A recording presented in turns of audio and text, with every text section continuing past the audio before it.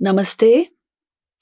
Today we are going to discuss the genesis of compulsiveness, or roughly what you can say sin. What is it that makes us commit something in life which we will only regret later? Many times a person's wrong actions are not coming from a very conscious source. He has conditioned himself in such a way he can only function like that at that particular moment of time. So this compulsiveness, you are being compelled to perform a particular action by your wrong conditioning, by the wrong sanskars you have built into yourself. How does this happen? So there is no better book than Gita to give you a solid insight into this, the workings of your own mind. And that is why the cycle of compulsiveness, the genesis of sin, we will discuss from the Bhagavad Gita. Actually, Arjun asks this question to Krishna. What is it that impels a man towards committing wrong? Why does he do it? Knowing very well it is wrong, knowing very well the consequences, why does he do it? Atha kena prayuktoyam papam charati purushaha anichchanapi vashneya baladiva niyojitaha. That is the question Arjun puts to Krishna. He says, what is it that impels a man towards sin? And baladiva, as if by force, he is being pushed into it. And he can't restrain himself. So then Krishna gives the answer. And please see this carefully. He says, Kama esha, krodha esha, rajo guna samudbhavaha, mahashano mahapapma, vidhenam iha vairinam. Kam, Krodh, these are part of the Shadripus, isn't it? The 6 enemies of man. These are responsible for all the sins. They are born of Rajas. Kam is strong desire, lust. Krodh is anger. They are born of Rajas. And Mahashano Mahapapma, they are responsible for great evil here on earth. And know these to be your enemies here. So understanding an enemy as an enemy, that itself is a big thing. And bringing about a state of mind, cleansing the mind from these, this is so very important for a really good life. Good life does not mean just raising the quality of your material life. It means bringing your mind into a state where it will be happy by itself. A clean conscience gives you more joy than all the joy of material objects and all the joys of even the philosophies. A clean conscience. This comes only when the mind is completely purged of these Shadripus, Kama, Krodha, Mada, Lobha, Moha, Matsarya, the 6 enemies of man. Kama is desire, Krodh is anger, Mad, pride, Lobh is asking for more and more and more, no end to it, greed. Moha is delusion. And Matsarya is jealousy. So unless one is rid of this, one will fall into their grip again and again. And this is what results in compulsive action. You are being compelled, as it were, by these Shadripus to perform a particular action, the consequences of which are going to be very negative. So although you know the thing is evil, the thing is wrong, you will go into it. If these forces are working very actively in your psyche. So take care of this, Lord Krishna tells Arjuna. That is why mind management, mind training, creating the right sanskars, mental impressions become so very important for a good and great life. Not just the collection of objects around you. In fact, the warning given by Krishna is very strong. He says at one point to Arjun, Trividham narakasyedam dwaram nashanam atmanaha Kama, Krodha, Tatha, Lobha, Tasmad, Etat, Tyajet. This Kam, Krodha and Lobh, lust, anger and greed, they are gateways to hell. They will give you a hell of an experience right here. If you don't restrain them, if you don't practice some amount of self-discipline. So understand this, and they remove all knowledge. This shloka also is there in the Bhagavad Gita. Avritam jnanametena jnanino nitya vairina kamarupena kaunteya dushpurena nalena cha. They cover up all knowledge. That is the nature of desire. The more the desire, the lesser the knowledge. The more the knowledge, the lesser the desire. When you are able to restrain this force within you and convert it into high-level energy of awareness, then naturally knowledge will grow in you. And as long it is spent in lower things, in chasing objects, it's a depletion of vital energy. And where does this reside? Where does karma reside? See, the entire sequence has been so beautifully put in the Bhagavad Gita. The next shloka says, Indriyani manobuddhi asyadhishtanam uchyate. The senses and the mind and the buddhi, the intelligence, all of these can be tinged with this calm, desire. And as a result of that, they start functioning outward, chasing objects rather than understanding and remaining satisfied within themselves. Tasmat tvam indriyanyadav niyamya bharatarshaba. That is why first and foremost, restrain your senses a bit. All the time if they are chasing sense objects and all sorts of vulgar objects, your mind will become like that. It will get tinged with that. See, the steps are very simple. Understand the impact of your senses on your mind. Whatever you see, whatever you hear, that is impacting, creating the vrittis of your mind. That is why ahara shuddhau sattva shuddhihi. This comes even in the Chandogya Upanishad. Whatever ahar means not just what you eat through all the senses. That is ahar. Whatever you take in, aharati, iti ahara, that is ahar. So if you are taking in through the senses only good stuff, the mind will remain pure. If the senses are exposed to all sorts of things, and today there's no dearth of that, then the mind will change its very nature. So take care of this. Indriyani manobuddhi asyadhishtanam uchyate tasmat tvam indriyanyadav niyamya bharatarshaba. That's why control your senses. That's the first step. Papmanam prajahi henam jnana vijnana nashanam. Knowing that this sense impact on your mind will result in ignorance and destroy your knowledge, corrupt your intelligence. So, control the senses. This is elementary education. What are we talking when we talk of education? The instilling of sanskars for the good life, for the noble life, that should be education, isn't it?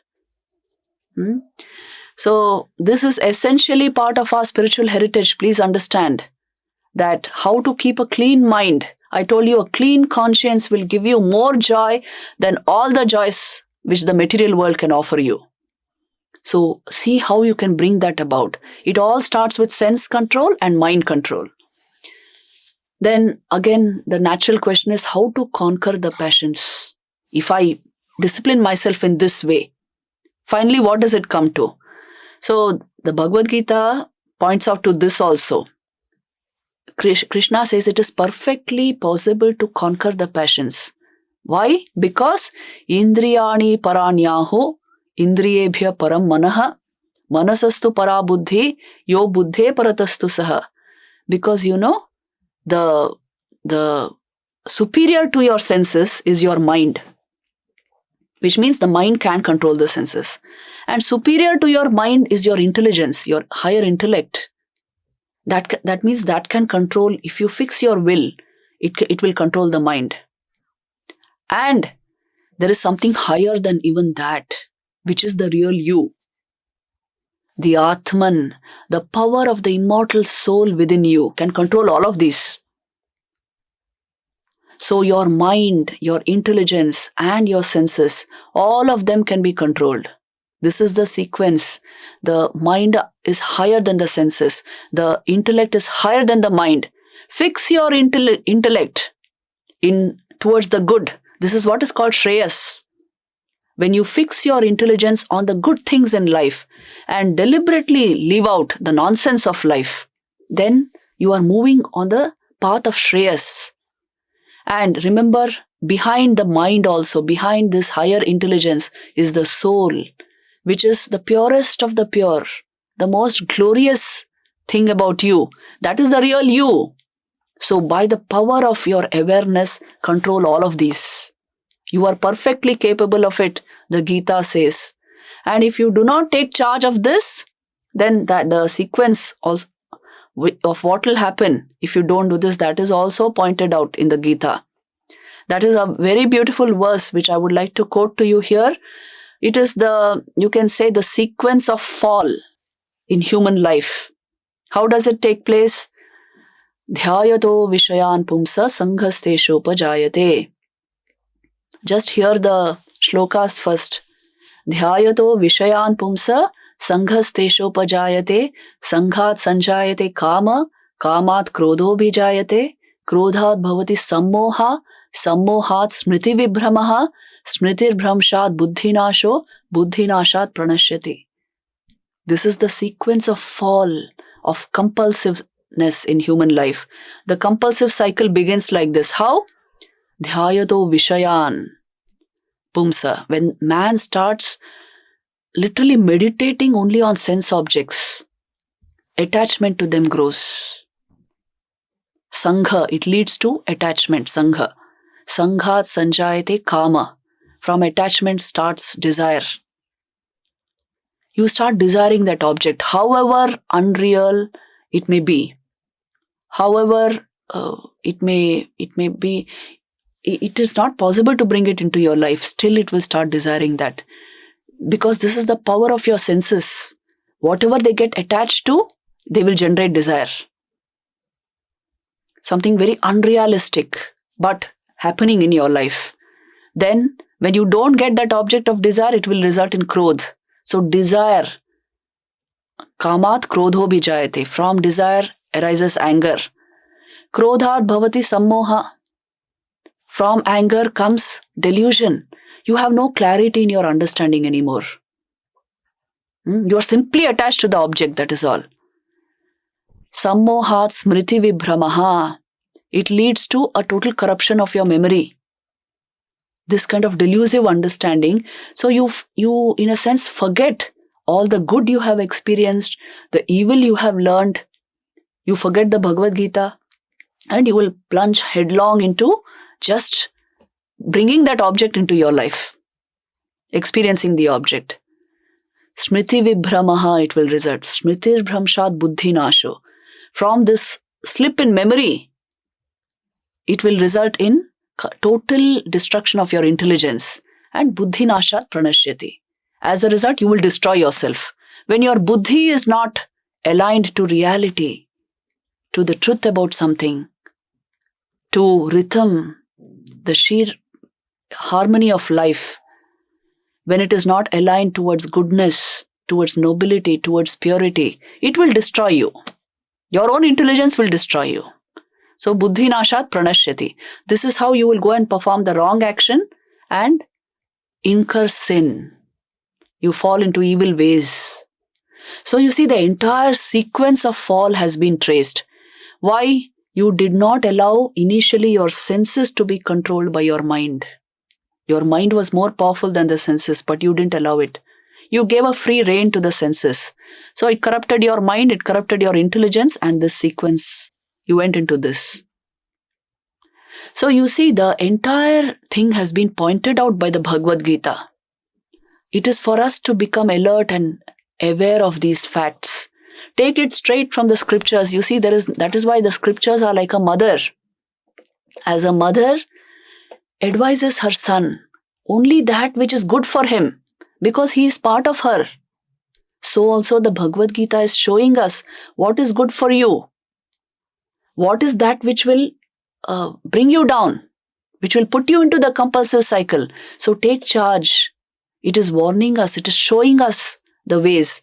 You can see this example in almost anything in your life. See, many of my students tell me, why is it that we can't get up early, Mataji? We try so much, but we are not able to do it. Why is it happening? You see, the will is there, but you don't have sanskars enough to support that will. So, just if I momentarily will, that will not do. I must have the sanskars to support that will. Then I will not follow this compulsive cycle. Otherwise, it will only result in impulse and action based on my past memories, based on my past sanskars. So I will just follow what my senses tell me. So I must have the sanskars for the good life, the deep-rooted impressions that give me the power, the orientation required for my will to remain stable. Otherwise, the will start changing directions. You make a sankalp, you decide at night you will get up at 5 o'clock in the morning. 5 o'clock, the alarm rings, but you will switch it off. Or you will put the snooze button. After that, you will put it off. And you will get up only at 7 o'clock. If the sanskars are not there.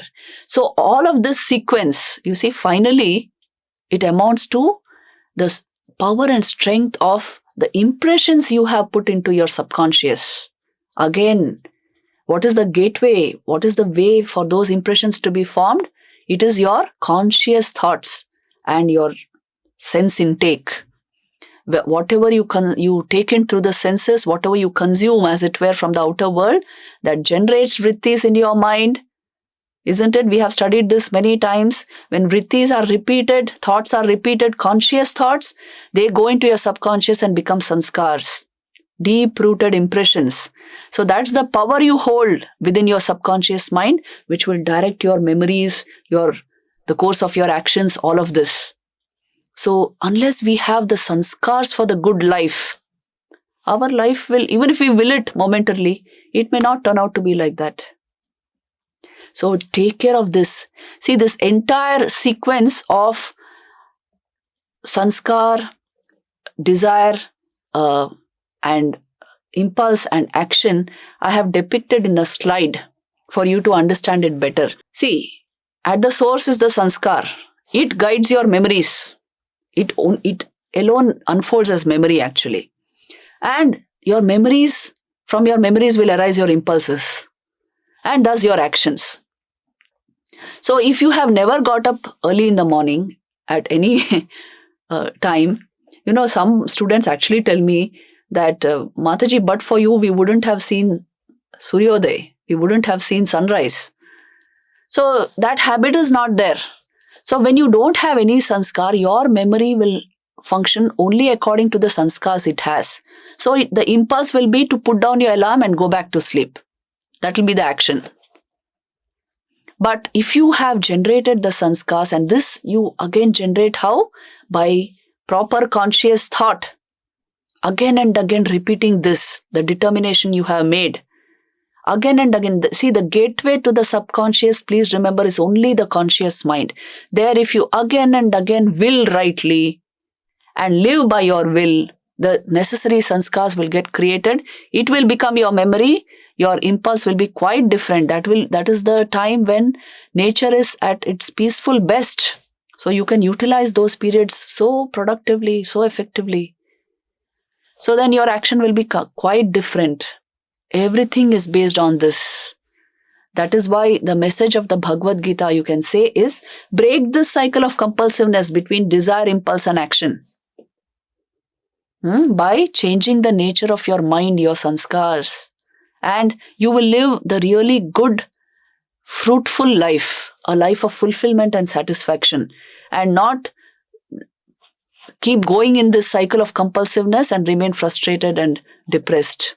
It's all in your hands. That is why the very powerful message of the Bhagavad Gita, Uddharet Atmana Atmanam, Na Atmanam Avasadayet. You must raise yourself by yourself and not lower yourself by yourself. Because you are your own best friend or you are your own worst enemy. This is the great message of the Bhagavad Gita. If you have trained your senses and mind through your higher intellect and the power of your soul, you will remain your best friend. And if you have left them untrained and to chance and accidental things happening, your life will be only accidental. It will be only by chance that it will be impulsive basically. And you will only go through these cycles again and again. So then you become your own enemy. Your intelligence works against you. So take the whole thing into your hands. That's the message. Om Shanti Shanti Shanti.